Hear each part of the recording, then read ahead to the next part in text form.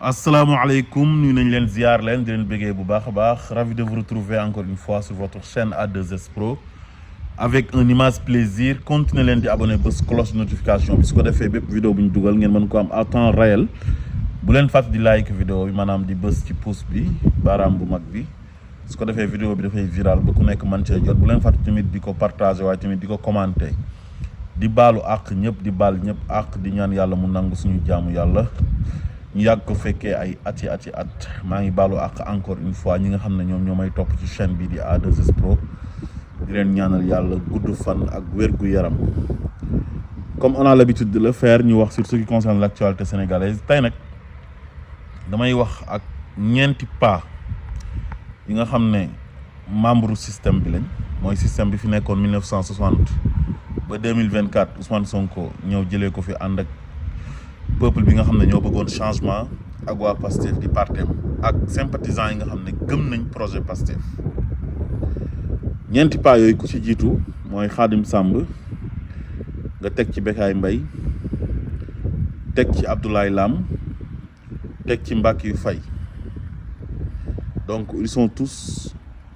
des membres du système. ki ma koy njëkkee mooy Khadim Samb dafa génn di dal ñi nga xamante ni ay communicateurs traditionnels lañ te demoon ci dialogue ba di wane ne daal ñoom waruñu woon a dem foofu parce que dañoo contrôle ñi nga xam ne ñoom ñoo fi nekk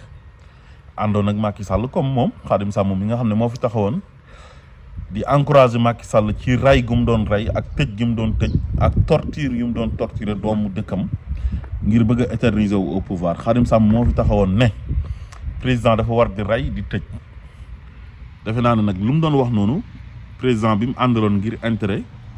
kooku mu ngi ko doon def mu ngi doon rey di tëj moom kat nee na warul dem ci dialogue bi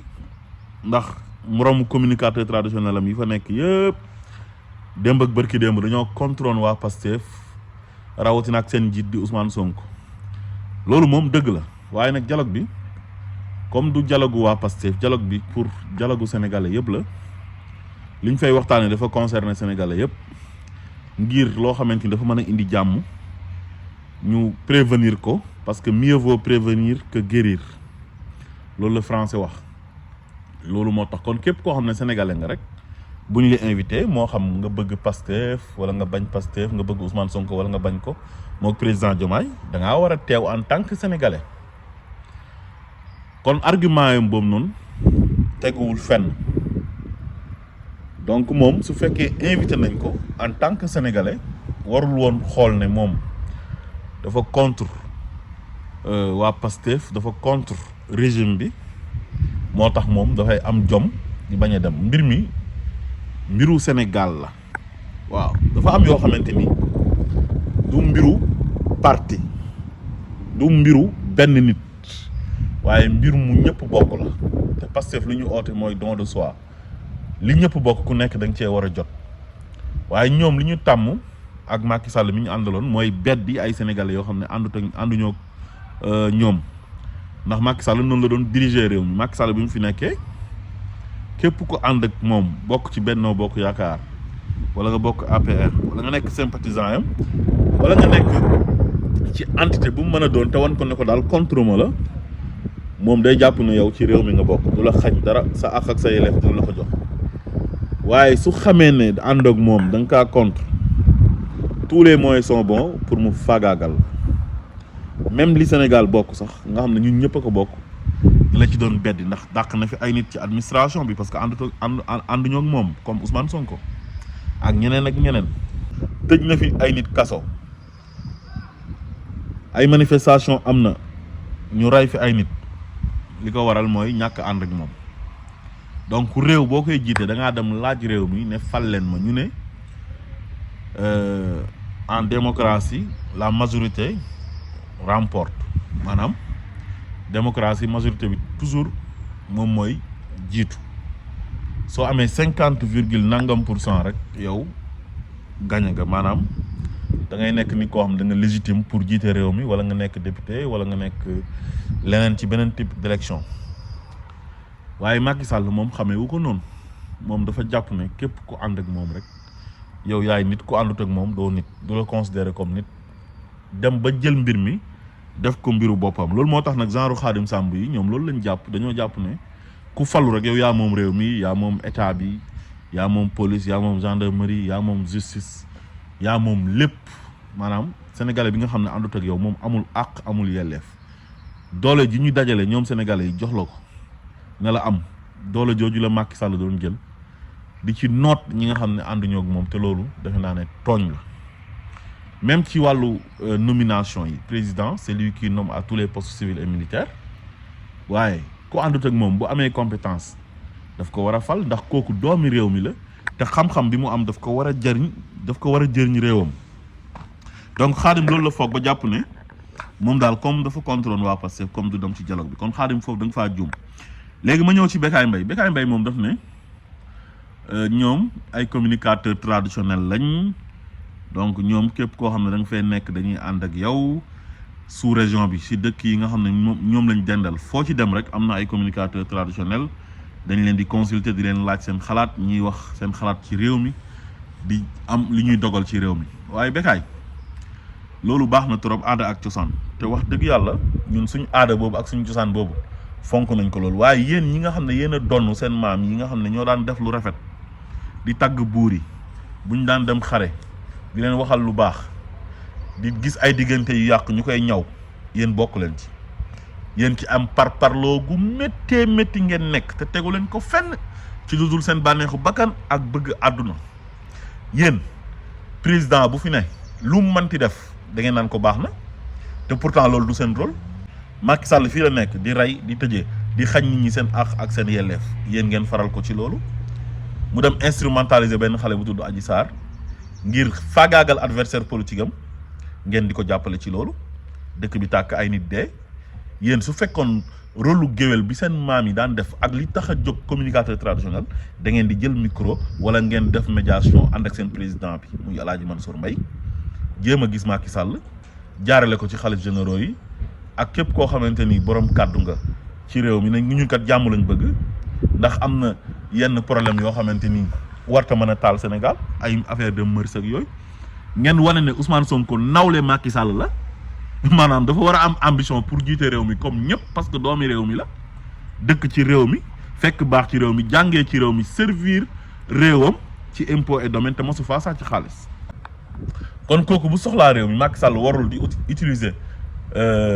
police ak gendarmerie ak justice ngir fagaagal ko mu dem nag ba ay nit di dee ay doomi Sénégal di dee loolu jaru ko mais yéen defu leen loolu yéen da ngeen a xool ki nga xam ne mooy tooñkat ba di Macky Sall di defkatu ñaawteef bi di raykatu nit bi di tooñkat bi nga xamante ni kenn dàqu ko tooñ ci histoire président wu Sénégal ngeen ànd ak moom Bécaye Mbaye yow am na benn mbër boo xam ne dafa toog ci signature contrat di oote jàmm mbër boo xam ne siiwul sax ndax moroomu mbërëm yi siiw yi ñoom ñëpp ña nga demoon ànd ak Macky Sall ñuy dem palais di fecci seen yëfu ñàkk fayda yooyu ñu doon def ci palais ba waaye di ba bëgg a dee ñuy ànd ak ay Amadou Ba ñuy ànd ak Abdou Karim Sall ku nekk ut sa benn politicien boo xam ne mooy sàcc xaalis di la jox nga ànd ak moom abandonné population lambda bi mbër boobu noonu am courage jël micro di oote jàmm nga ne ko bu ko fi waxati dama lay dagg te bu tuddoon Macky Sall wala muy wax lu baax ci Macky Sall doo ko mas a dagg kon Bécaye Mbaye da ngaa war a xam ne yow naa fekk nga te nekkoo nit ku baax sama grand nga nag wax dëgg yàlla man ak yow xamante nañ depuis Walfadjri on avait de très bonnes relations bi nga ubbee sa kër rajo Sénégal FM bi oo nga ma ñëw fa ñu xuloo jàppante ma dem bàyyi la yaa ngi comprendre mais dëgg bu jotee dañ ko war a wax parce que réew mi ñoo ko bokk te yéen a yàq réew mi yéen a yàq Sénégal yéen bu Sénégal tàkkee yéen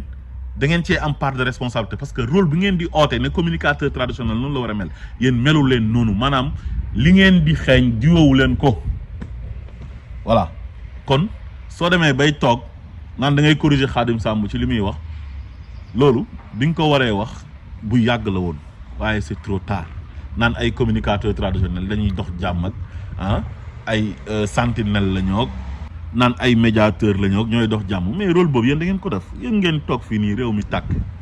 ngeen toog di ànd ak Macky Sall ndax enveloppe yi mu leen di jox ndax enveloppe yi leen di Marème Faye di jox ak yenn ministres yeeg yenn directeurs généraux yi ana Ablaye Mbaye Pekh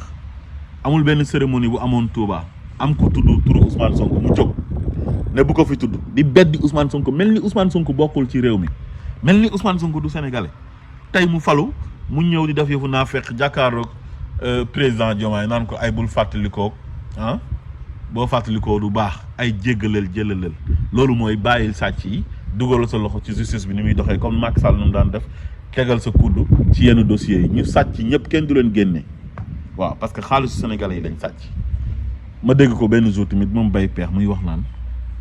Ousmane Sonko gëj naa ko gis ci jumaawu Sacré-Cœur man ak moom ñoo dëkk na ñëw di julli si yéen da ngeen a foogoon ne nguuru Macky Sall gi du jeex yéen seen jikko moo rafetul yéen da ngeen a jàpp ne àdduna moom am rek la maanaam ku amul yoroo ndomba tànk yoroo xaalis daal yow doo dara tekki woo dara ci réew mi seen jikko jooju ngeen war a bàyyi. àdduna du alal kase àdduna da ngay jàpp nit ñi te yàlla tax loolu c'est très important léegi ma ñëw ci beneen pas boo xam ne moom mooy Mbackiyou Faye ci Korité gi dafa génnoon di dal ci kaw nguur gi mel ni ku leen di menacer naan daal suñu bàyyiwul lu ñuy def ak askan wi dina mer te bu askan wi meree mën nañ leen fay jëlee ban askan mooy mer ak ban askan ñoo leen fiy jëlee askan bi leen fal récemment même pas 1 an 54,28%. maanaam yow da ngaa bokk ci système bi nga xam ne am nga suuf yu bëree bëri yoo xam ne man jàpp naa ne am na ci yoo xam ne jaarul yoon am alal ju bëri joo xamante ni jàpp naa ne lu ci bëri jaarul yoon nga dem wéeru ci Touba di mbuboo Touba ngir bañ ku la laal nga wax nag xale yi génn am liberté d'expression tontu la kenn saagawu la kenn xasu la nga dem ba porter ci plainte kenn muy Bamba Niass xaw ma nag plainte bu fan la mujjee parce que da ngaa wax ñu tontu la gis nga li amoon bu njëkk ba maanaam ay mag yoo xamante ni baaxuñ ci kër baaxuñ ci àll di yàq dëkk bi yàq Sénégal di parparloo di jàppale ay tooñkat yu mel ni Macky Sall di toog muy dox di lëkkaloog ay présidents yeeg ay ministres yeeg ay directeurs généraux ñuy jël suufu sénégalais yi di leen jox parce que ñoom ñoo sant nii wala ñoom ñoo bokk fële wala ñoo représenté diw fële loolu moo jeex ba tax bu ngeen waxee ngeen jàpp ne nit ñi dañ leen di rus di noppi gis nga Sénégal léegi amatul kenn koo xam ne da ngay taxaw di wax loo xam ne bokkut ak intérêt réew mi ñu toog di seetaan di noppi di la bañ a tontu loolu moom amatu leen maxaama bi loolu moo tax nag cette fois-ci ci tabaski gi après bi ñuy jullee ba pare mu génn di wax naan man dama doon wax sama xalaat di ko wax njiitu réew mi parce que ñun ci réew mi lañ bokk ay xale yu tekkiwul dara ay samba booy di ma tontu yow yaa jàpp ne ñooñu tekkiwuñ dara ñooñu ci réew mi lañ bokk am xalaat ci réew mi di ko wax nee naa leen inégalité bi amoon Sénégal loolu jeexal nañ ko mbuumu jaam gi dog na depuis mars 2024 bii nii passé Sénégal loolu amatu fa koo mënti doon moo xam nga nekk sëriñ moo xam nga nekk communicateur traditionnel mbërëg woykat ak koo mënti doon personnalité boo mën a am su fekkee da ngaa wax nit ñi am nañ droit de réponse tontu la ñoom it wax seen xalaat wax niñ gisee l'essentiel mooy bu ñu la saaga bu ñu la xas mais am nañ droit tontu la man de képp ku wax loo xamante ni ànduma ci ak yow dinaa génn tontu la nag respectueusement duma la xas duma la saaga waaw kon seen yooyu ngeen foogoon jàppoon ko bu njëkk ba ci temps yi Senghor jaar ci Abdou Diouf Abdoulaye Wade ba ci Macky Sall ñëw gën a yées ñoo ñu gën a bon loolu jeex na Mbackiyou Faye inégalité boobu noonu jeex na takk ci réew mi léegi ñoo yem au même pied d'égalité voilà donc ku ma koy jeexalee mooy beneen paa bi ñuy wax Père Lam moom tamit sama paa la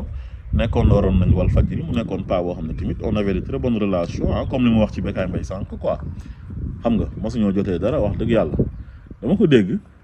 mu génn naan tabaski bi dafa naqari xaalis amul nit ñi amuñ luñ jëndee xar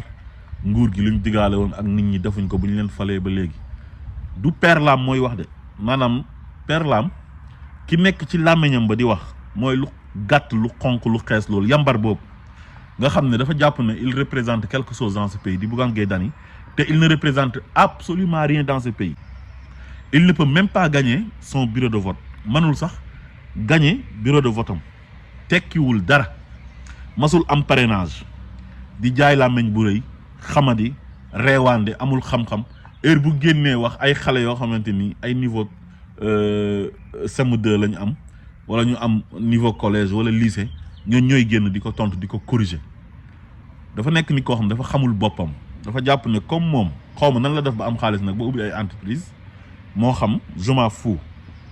comme moom créé na ay emploi jàpp na ne daal moom dafa war a nekk président comme moom dafa xees ah jàpp na ne moom daal moo gën a jekk ci président de la république su fekkee da nga foog ne Sénégal noonu lañ koy jiitee maanaam da ngay ñëw rek ñu xam la nga créer entreprise rek siiw ñu naan bugaan nga jàpp ne loolu moo lay mën a may yow nga am benn légitimité populaire comme Ousmane Sonko jàpp ne da ngaa war a ñëw rek yow mel ni Ousmane Sonko ak lu tax Ousmane Sonko di mel nii te yow meloo noonu yow yaa waroon a mel noonu loolu moo la sonal yàgg sa ay morom yàgg ñoom Barthélemy Diaz ak ay ñoom Thierno Bocoum ak ay ñoom Juge Dème ay ñoom Thierno Alassane Sall nga xam ne vous êtes aigri tekkiwu leen dara ci réew mi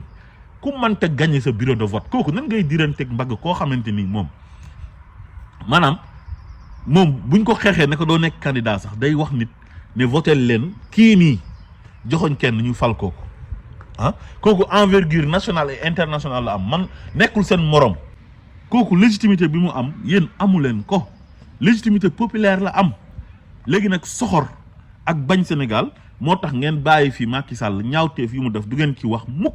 te ngeen waxoon ne da ngeen daan opposé Macky Sall loolu ngeen gëmloo woon nit ñi ngeen bàyyi loolu yëpp ñëw di wax ay détails yu ñàkk fayda kon ngeen jàpp ne Père Lam wax ji mu doon wax dañ ko waxloo te ki ko waxloo mooy ki muy neexal te nekk ci télé ba ginnaaw ba mu retraité kooku jël ko muy Bougane Gueye Dany comme li tribune di def ak yenn journalistes yi ak yenn soi-disant chroniqueurs yi nekk ci télé ba seen yëfu naafeq yooyu ñuy def seen yëfu dungurukat yooyu noonu ñuy def nekk suq Père Lam loolu la doon def rek dañ ko waxloo donc pas bu retraité la Bougane di am lu mu koy mosal mu nekk fa di wax yoo xam ne ay fen la ay kàcc la dara du ci dëgg waaw avec tout le respect que je lui dois lu mu doon wax amul xëñ na nag beneen Sénégal lay wax bu bokkut ak Sénégal gi ñu xam